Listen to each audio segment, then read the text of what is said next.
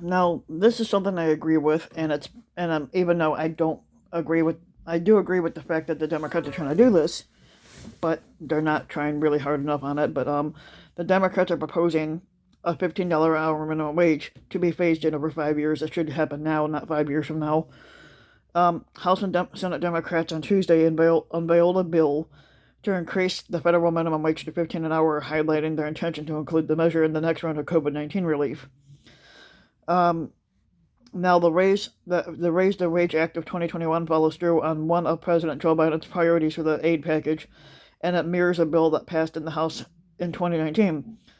And it would phase in the hike from the current $7.25 an hour to $9.50 this year, and the full $15 an hour by 2025. Problem is, if you phase it out in 5 years' time, then cost of living is going to be too high, then 15 becomes useless, and then you would need to raise it again. The House Budget Committee Chairman John Yarmouth said Democrats are prepared to try to enact the increase through a special budget tool that can bypass any filibuster by the Senate Republicans. Even so, experts are divided on whether the minimum wage can pass using those budget reconciliation rules, which require a provision to have more than a merely incidental fiscal impact. But supporters of the bill argue that it will increase tax revenue and decrease government spending on food stamps and other support for the poor. The proposed bill would also raise the tipped minimum wage and youth minimum wage by phasing both out by 2027. After 2025, the minimum hourly rate would be indexed to the national median wage growth using the Labor Department calculations, and House Education and Labor Chair Bobby Scott said that the bill will raise wages for 32 million workers. My hope is that we will bring Republicans on board with this, said the incoming Senate Budget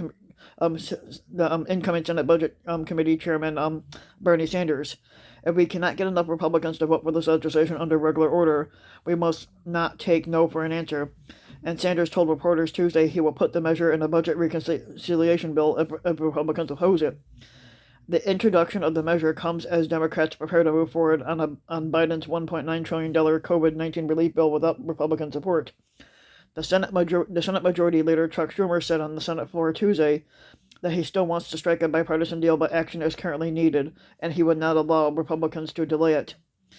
The work must move forward, preferably with their Republican colleagues, but without them. But we sometimes have to move without them if we must, Schumer said. He later told reporters that senators should be prepared to vote as soon as next week on a budget resolution that would set up a pandemic relief package. The moderate Senate Republicans, whose votes would be needed to reach the 60-vote threshold to pass the legislation outside of the reconciliation process, have already said that they do not support the minimum wage boost as part of the COVID-19 relief bill. Republican Senator Mitt Romney of Utah said that boosting the minimum wage to 15 would be very devastating to many small businesses, and remarks circulated by his spokesperson really not. But Romney highlighted that the Congressional Budget Office calculated it could cost more than 1 million jobs. I doubt that. Glenn Spencer, a senior vice president of the Employment Policy Division at the U.S. Chamber of Commerce, said a minimum wage increase is worth considering, but it should be tied to the reforms to the Fair Labor Standards Act. The $15 an hour is the $15 an hour target is a political number, not really, but not one grounded in economics. It actually is grounded in economics, but But the members of the National Federation of Independent Business, the country's largest small business association, overwhelmingly oppose a minimum wage increase to 15, said Karen Hard, who's the group's executive director. Yeah, but I propose a $15 an hour minimum wage because then you could survive a little bit off of it, and you wouldn't be struggling every damn week trying to figure out where your next meal is coming from. Like for me, I don't have to really worry about that because I got two different jobs anyway, so I make enough to be able to do that.